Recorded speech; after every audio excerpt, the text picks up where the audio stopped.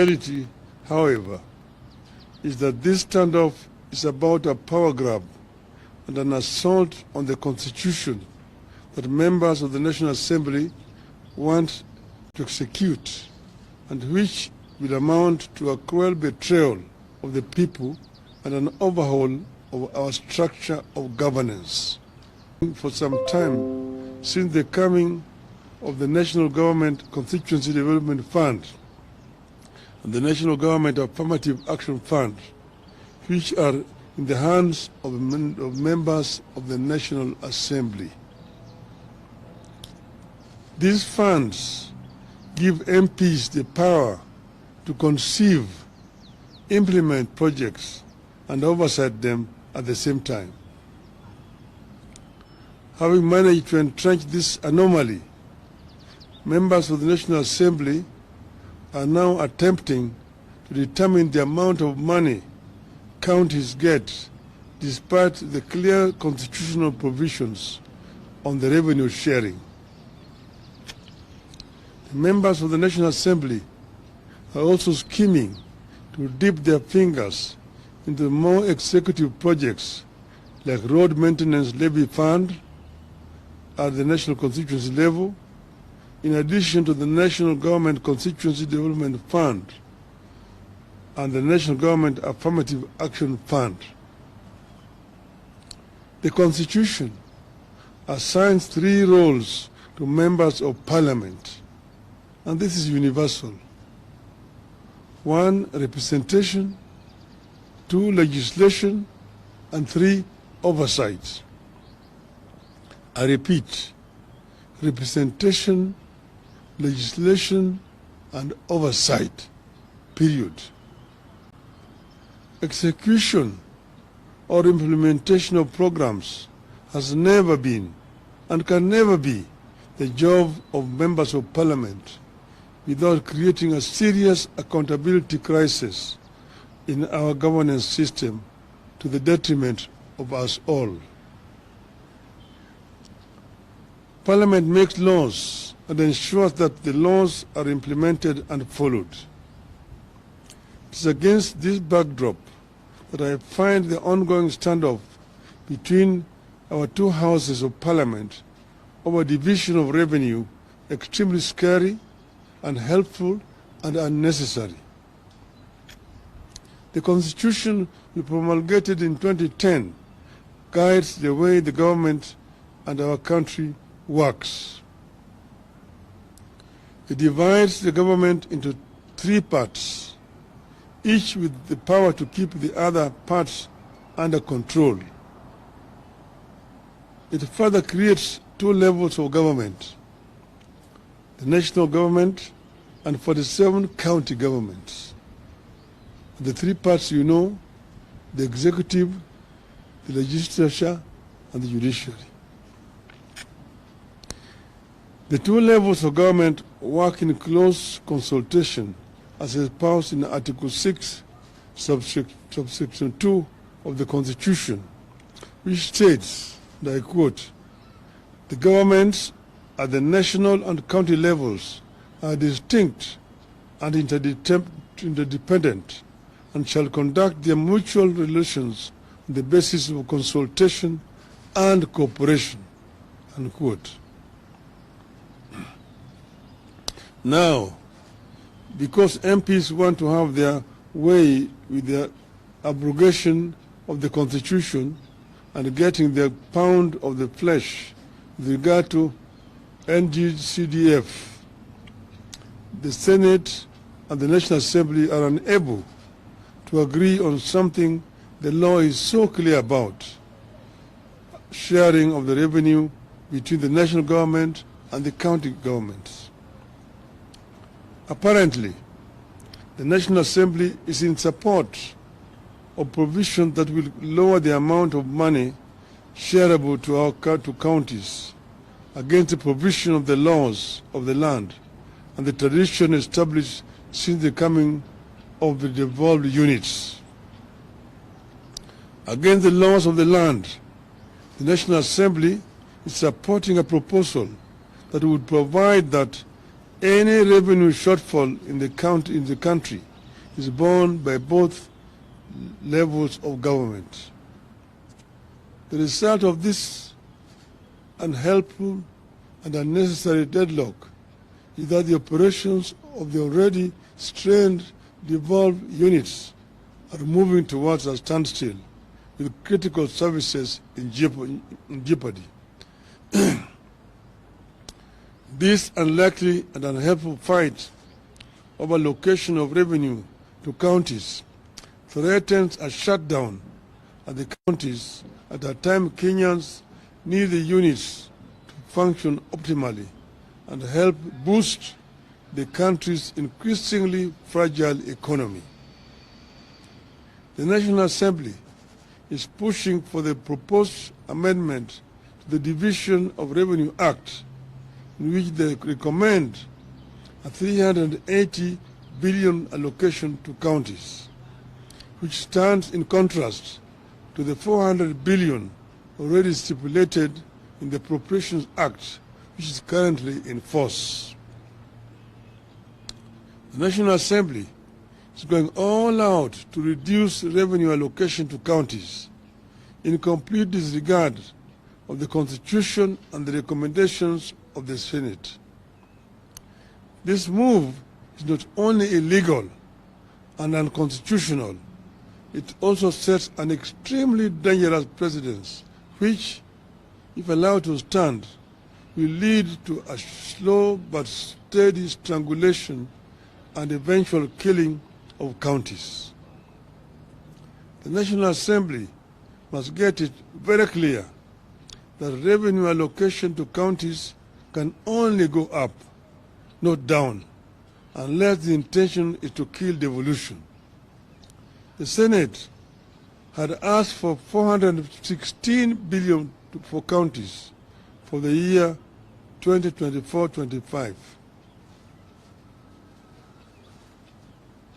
After negotiations, Senate settled on the figure of 400 billion, which is set out in the Division of Revenue Act 2024. The law is clear that counties get at least 15% of the national revenue, and 400 billion is 15% of the national revenue. Every 5 years, this country goes to elections, and all positions are available, from president to governor to Senate to MPs and all the way to the members of county assemblies. People know the roles and responsibilities assigned to positions they choose to run for, and nobody should attempt to change the roles and responsibilities midway. It is urgent that both houses come together to allow the country government get their rightful share of funds and discharge their responsibilities to the people of the country. The National Assembly must do the right thing and work with the Senate to get the correct amount of money to counties. More than a decade into the two levels of government, the management and funding of devolved units should be getting more efficient and more predictable. The current standoff and attempts to tamper with the allocation indicate a dangerous backward march. I urge our members of parliament to be enablers of devolution and refuse to be in partnership with those determined to frustrate and kill devolution. End of statement. But I may just add off the cuff that devolution that we came up with has got many enemies. Many people do not want devolution to work in this country.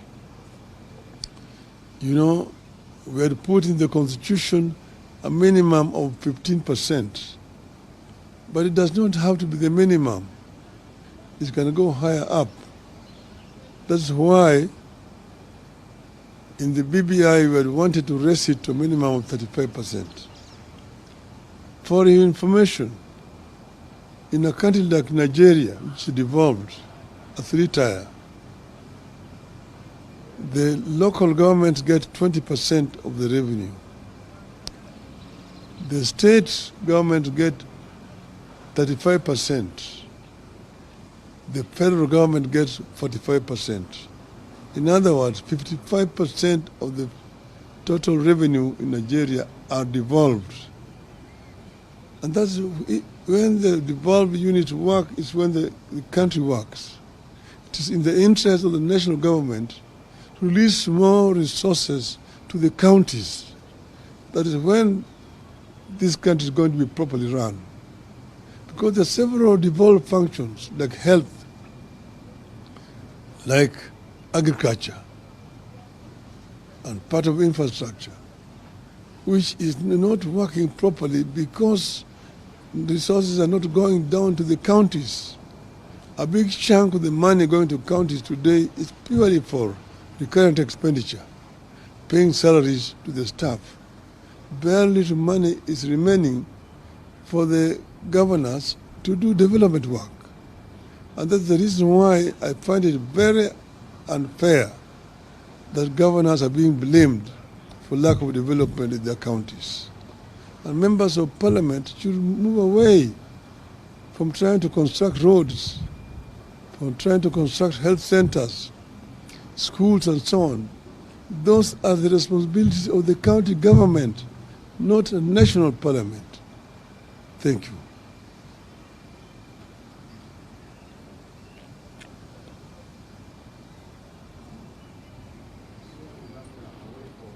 No, only this subject.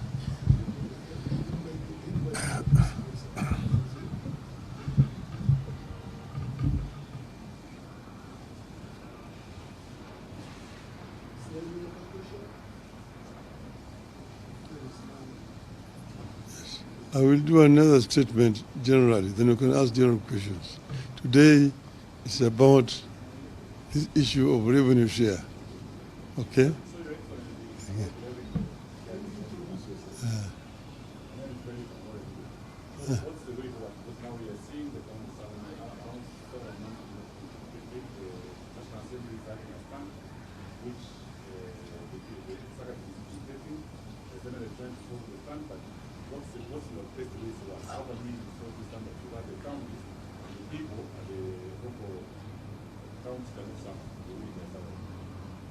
No, you see, it's a standoff which is unnecessary.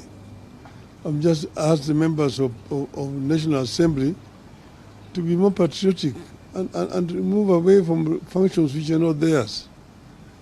It is very clear. It's so clear that, I feel very frustrated because I was involved in the drafting of this constitution. And we know exactly how this constitution is supposed to work. But the greed of members of parliament. Members of parliament want to be constructing roads. Members of parliament want to be constructing health centers. They want to be contractors themselves. Who is going to oversight the government? If the oversighter himself is the implementer. It does not happen anywhere in the world.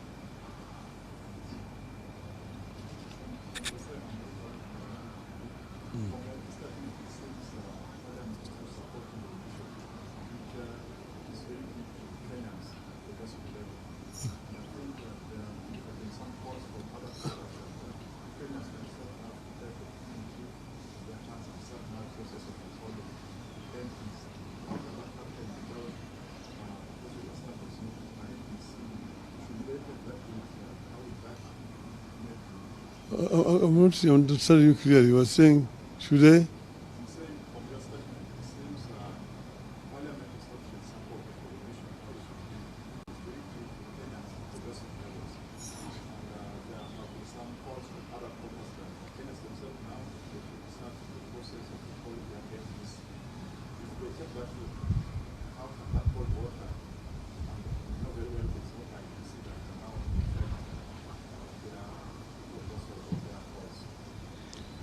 No, you see, we want Kenya to understand exactly what the Constitution provides and who is really at fault here.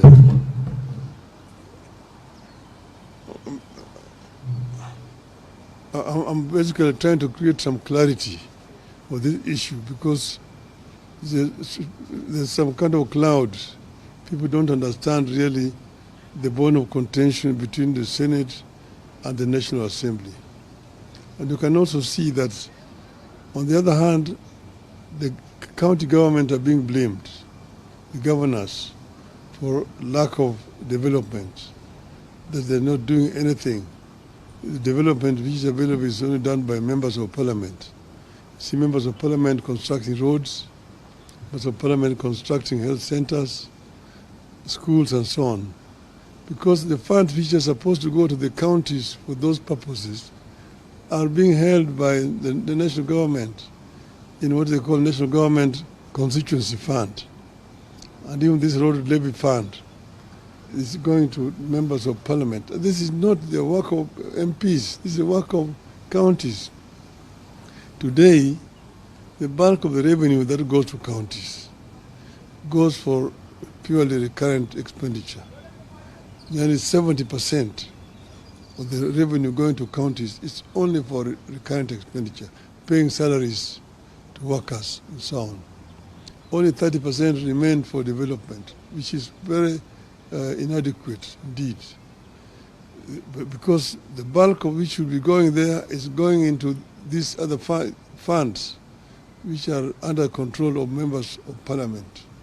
So if that were to change, then the equation would change. Nearly 50% of revenue going to the counties would be for development projects. And the counties are the ones which are actually best suited to do the development. And then you've got the county assemblies to oversight. Members of parliament are supposed to oversight the national government. You see, they're supposed to represent their constituents. Two, they're supposed to legislate. And three, they're supposed to oversight the government.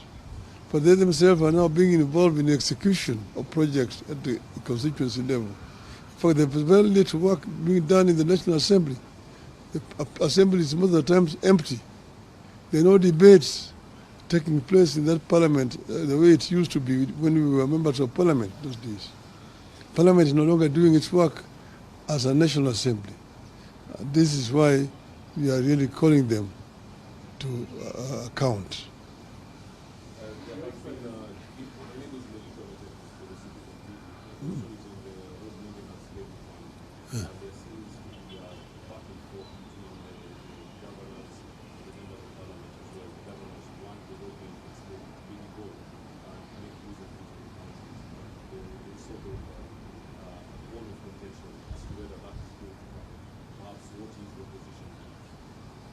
You have said that fuel levy fund is supposed to be used for maintenance of roads at the national level and at the county level. So that should go directly to the kitty of the county government, not constituency fund being controlled by members of parliament. That's what I'm saying.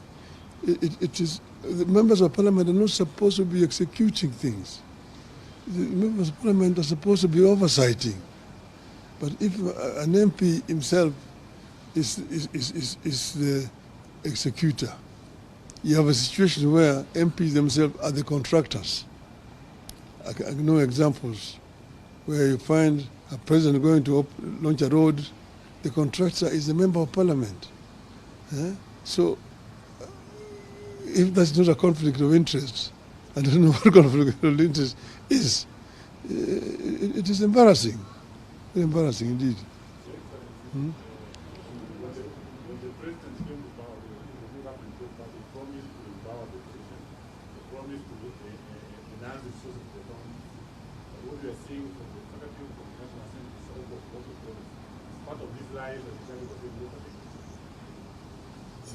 Yes, you know, there's a whole competition between the National Assembly, the national government, and the counties. See, there are people who don't believe in devolution, people who really prefer a unitary system of government. They think that governors are an unnecessary burden. They would rather deal with disease. And you see these attempts to resurrect the provincial administration, which actually under the constitution was supposed to be replaced with the county government. But we are dealing with people who do not want devolution. So devolution is under threat. And those of us who were there, who fought to bring devolution, must stand up and be counted and defend devolution. We do believe very strongly that a devolved system of government is what will ensure equity in sharing of resources in our country.